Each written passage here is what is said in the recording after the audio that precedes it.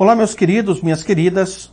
Professor Wagner Bertolini, esse frango com quiabo que aqui vos fala, vai começar agora uma parte muito interessante, que é o estudo das proposições. Aqui sim, né? Você vai falar assim, agora eu vou começar a aprender raciocínio lógico? Sim. Viram que você estava aprendendo o que seria, qual a importância, qual o uso, quais os princípios. Agora a gente vai ver a aplicação disso. Colocar na cabeça de vocês, primeira coisa, que existem sentenças que não são proposições. Mas agora a gente vai trabalhar com proposições. Com proposições. Tá legal? Então, vamos a elas? Estudo das proposições.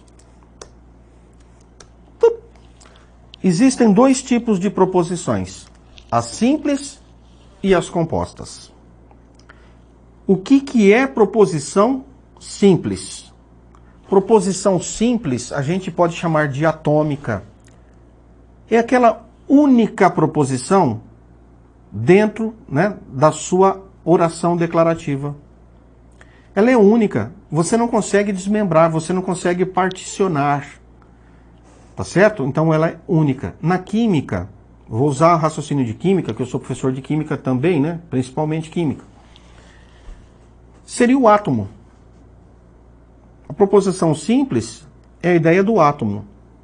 E a composta? Das moléculas. As moléculas são formadas pela reunião de átomos, pela união de átomos. Então esse é o bizu para você compreender. Você não consegue desmembrar o que é simples. É muito tranquilo de você compreender. E eu vou trazer isso para você. As proposições simples, olha a parte aqui, vamos dizer, burocrática da coisa. Elas são representadas por letras minúsculas do alfabeto. A, B, C, D, quantas tiverem. Cuidado. É uma conduta que a maioria das bancas usa. Tá certo? Mas a CESP nem sempre usa. Às vezes a CESP usa letra maiúscula. O recomendado é letra minúscula. Então vamos prosseguir. As proposições simples não contêm nenhuma outra proposição fazendo parte integrante de si mesmas.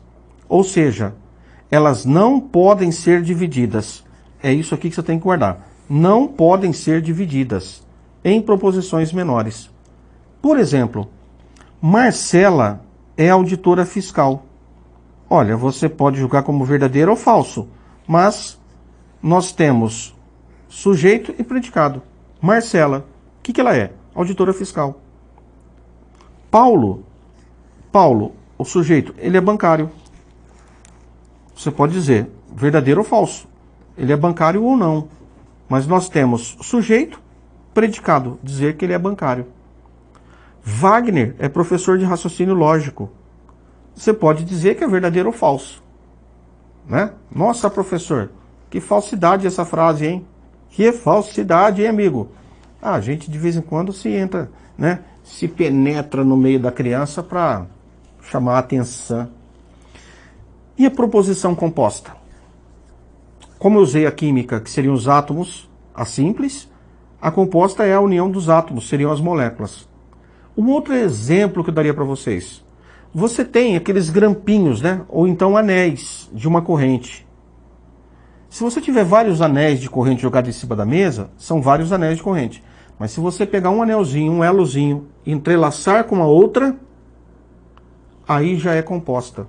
Por quê? Se você pegar, por exemplo, 2 clipes, você tem 30 clipes isolados em cima da sua mesa. 30. O que você tem? 30 clipes isolados, únicos.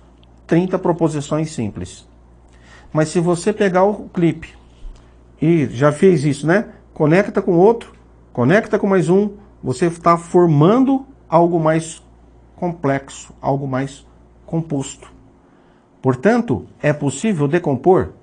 Basta soltar os clipes e separá-los. Essa é a ideia que você deve ter para proposição composta. Tem toda a teoriazinha? Tem. As proposições simples, átomos ou, né, atômicas, combinam-se com outras ou são modificadas por operadores. Esses operadores são chamados de conectivos. Nós vamos ver logo a seguir.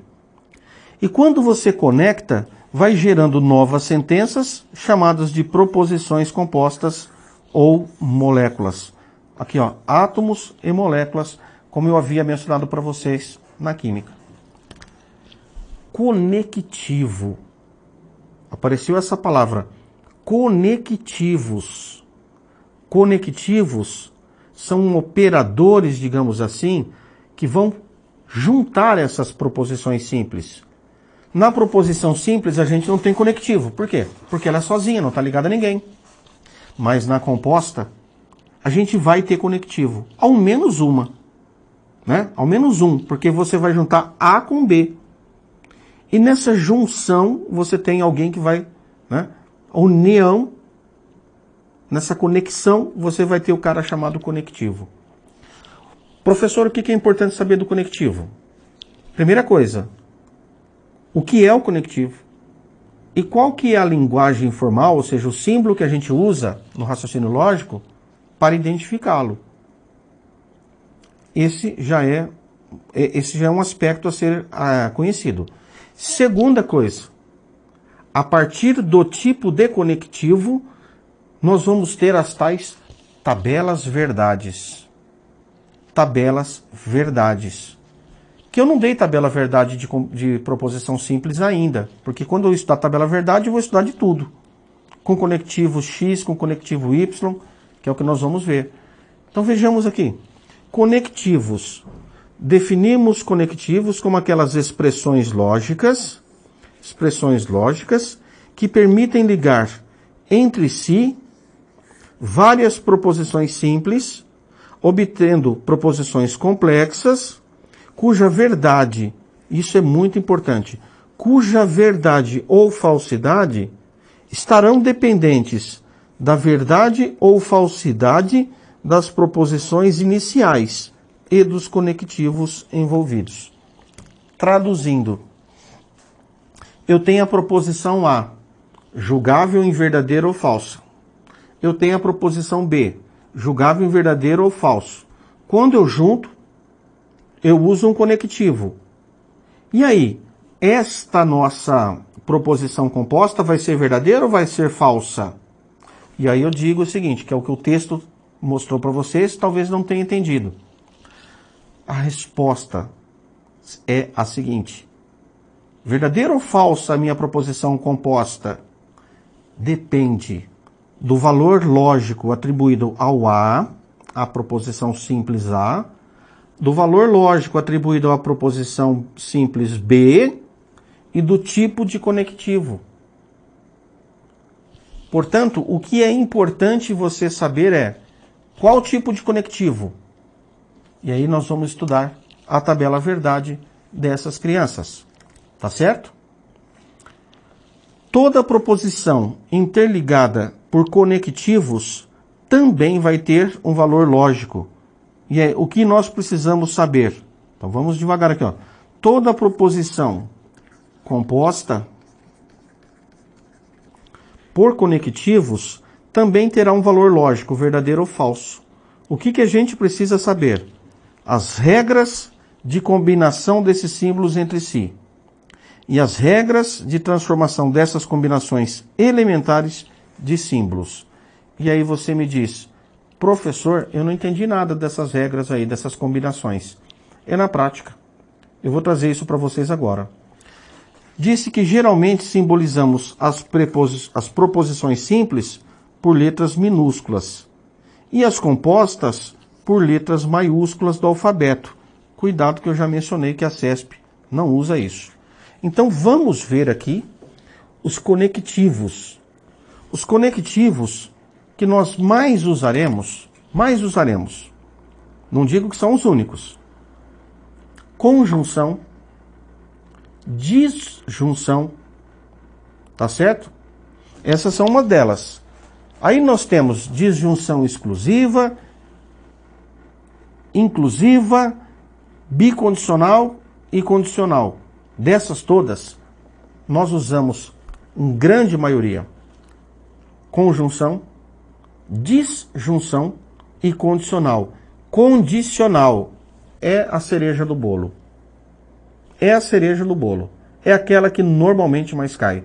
é aquela que normalmente a banca mais traz situações de negação, de tabela-verdade, de equivalência. Por quê? Ela é a mais complicada. Dessas três, ela é a mais complicada na cabeça da pessoa, mas não é complicado para quem aprende. É tranquilo. Só que ela traz assim um pouco mais de cuidado na sua análise. Vamos trazer inicialmente o que é uma conjunção, o que é uma disjunção, o que é uma condicional, o que é uma disjunção exclusiva, tá bom? Vamos ver agora? Vou trazer um slide para você ver já os símbolos. Conjunção. Vem lá de conjuntos, né? Conjunção.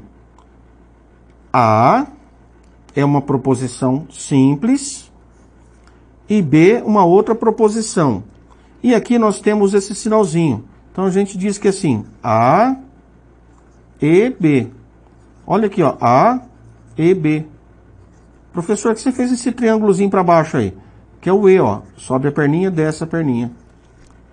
Esse é o bizu, essa é a dica para vocês.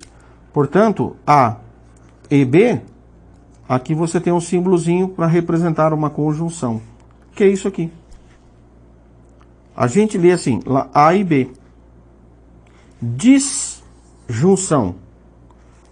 Chamada de inclusiva. Depois nós vamos ver o porquê. É o A ou B. A ou B. Eu vou escrever assim, ó, A ou B. E vou mudar de cor para você compreender. A ou B. Esse Vzinho para cima, né, é o oposto desse aqui, tá vendo? Que seria um Vzinho para baixo. Não é um V, tá bom? É um símbolo.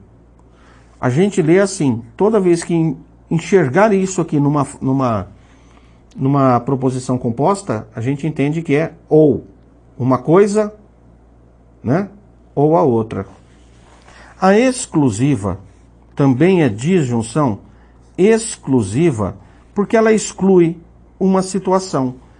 É uma coisa ou outra. Isso vai ficar muito claro para vocês quando a gente estudar a tabela verdade. Portanto, fiquem tranquilos. Com a tabela verdade, fica tudo bem mais tranquilo e vai ser muito fácil de você compreender. Vamos à representação. A representação é idêntica à da disjunção, porque aqui, ó, as duas são disjunções. Só que com esse tracinho embaixo, caracteriza a exclusiva. Vejam que aqui, ó, é A ou B. E depois eu vou trazer a explicação para vocês na teoria. Vai ficar bem mais fácil, né? Trazer essa teoria da prática. E aqui é ou A ou B. Percebam logo de cara que a exclusiva ou é uma ou é outra. Não pode ser as duas coisas ao mesmo tempo. Na inclusiva, pode ser as duas coisas ao mesmo tempo. O pai fala assim, ó, eu vou te dar um celular ou um relógio. Ou um relógio. Celular ou um relógio. Aí o pai fala assim, pô, ele foi tão bem esse ano, né? Foi tão bacana, tal, que eu vou dar o celular e o relógio, né? Então ele dá os dois. Ou o celular ou o relógio. Se ele deu um, ele cumpriu a promessa. Se ele deu outro, ele cumpriu a promessa. Mas ele pode dar os dois? Pode. Na exclusiva é o seguinte, ó. O pai fala o seguinte, ele manteve a palavra dele, né? Nesse seu aniversário, ou você vai ganhar o celular, ou você vai ganhar o relógio. Quando que o pai mantém a palavra? Se ele dá o celular, ele mantém a palavra. Se ele dá só o relógio, ele mantém a palavra. Se ele não dá nenhum dos dois, ele não manteve a palavra. E se ele dá os dois, ele também não manteve a palavra, porque ele falou ou uma coisa ou outra, e ele deu as duas coisas. Então, isso é excluído aqui. E isso vai refletir na tal tabela verdade que nós vamos aprender ainda. Existe uma coisa chamada condicional. A gente lê assim, A, esta setinha, B. Como que a gente lê isso? C, A, então B. Veja, C é uma condição. É uma condição. Se amanhã não chover, eu vou ao clube. Relendo. Se amanhã não chover, então eu vou ao clube. Tá certo? É uma condição de eu ir ao clube. Qual é a condição? Basta não chover. Tá legal? É o suficiente que não chova. Nós vamos aprofundar muito mais a condicional quando a gente for estudá-la. Eu estou trazendo de cara só a representação e como a gente faz a leitura. Depois nós vamos ver cada uma com bastante detalhe, tabela verdade, tudo bem separadinho. Bicondicionais. Olha aí, ó. É o A, uma dupla seta como se fosse um equilíbrio químico, que você também pode pensar assim, ó. É o A em condicional ao B e o B em condicional ao A. É uma dupla condicional. E como que a gente lê isso? A, se e somente se ocorrer o B. Acontece o A, se e somente ocorrer o B. Alguns operadores que nós vamos ver ainda. Nós temos alguns operadores. Professor, o senhor não trouxe. Nós vamos ver a negação, nós vamos ver a equivalência, né? A negação também pode ser representada por cantoneira, tá certo? Esse tiozinho aqui é negar a frase, negar a sentença, negar a proposição. E isso, estou achando que eu estou falando, eu só estou escrevendo. E isso a gente vai estudar com muita profundidade. Só que de uma maneira bem suave, bem light. Quando você compreende, depois que você compreender, começa a pegar umas questões, vai resolvendo e vai aumentando o seu nível de acerto, vai ganhando confiança e cada vez você passa a aprofundar mais no assunto. Então vejamos algumas questões. Os conectivos ou operadores lógicos são palavras da linguagem comum ou símbolos da linguagem formal, utilizados para conectar proposições de acordo com regras formais pré-estabelecidas. Assinale a alternativa que apresenta exemplos de conjunção, negação e implicação. A implicação é a nossa querida condicional. Portanto, vamos dar uma olhadinha? Conjunção, negação e implicação. Conjunção, ó, aqui é negação. Conjunção. Beleza. Condicional. Disjunção. Disjunção. Pronto, já matou. Aqui é negação, a cantoneirinha ou o tio, e aqui é condicional ou implicação. Resposta, letra B. Uma questão dessa caiu onde? Delegado de Polícia de São Paulo. Veja que é uma questão básica, né? Muito tranquila de se fazer. Vamos uma próxima? Julgue o item que se segue relacionado à lógica proposicional. A sentença. O reitor declarou estar contente com as políticas relacionadas à educação superior adotadas pelo governo de seu país e com os rumos atuais do movimento estudantil. Ele fala assim: é uma proposição lógica simples. Cara, o que o reitor declarou? Ele está contente com as políticas relacionadas à educação superior adotada pelo governo de seu país. E que mais ele está contente? E com os rumos atuais do movimento estudantil. Portanto, isso aqui é algo composto. Se é composto, ele falou que é uma proposição lógica simples. Logo, proposição errada. Vamos ver mais uma questão? Acho que eu trouxe aqui. Trouxe. Julgue o item que segue relacionado à lógica proposicional. A sentença. A crença em uma justiça divina. Ó, justiça divina, imparcial, incorruptível e infalível. É lenitivo, ao verbo de ligação, é lenitivo para muitos que desconhecem os caminhos para a busca de seus direitos assegurados na Constituição. É uma proposição lógica simples. Olha que malandra foi essa banca. Colocou uma proposição gigante para você achar que tem aí vários conectivos e não tem. Tem um só. Portanto, é proposição simples. Procure os conectivos, a compreensão deles, você vai saber se é simples ou composta. Nesse caso, ela é simples. Beleza? Portanto, simples. Professor, e esse E aqui não é um conectivo, né? Não.